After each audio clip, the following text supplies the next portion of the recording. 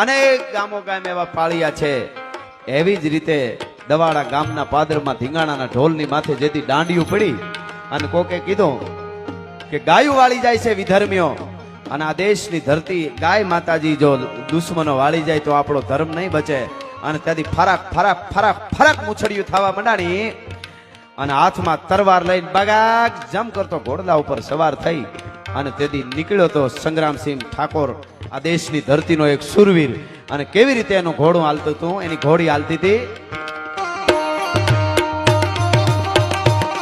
પાગા નાખતા રકાબ કવિ ધાગા ધાગા બારી પાગા આગા જાવે નાહી પાગા ડોબાણા હી ગાજ ગાને ટોપકા કેણાગા તરી પાગા હાથ જાય તાતો રીજા રાગા પ્રભે નાજા વારા રબે રાજ ગાને રૂમા ઝુમા ઠુમા ઠુમા તરી ખેલા જેમ રમે.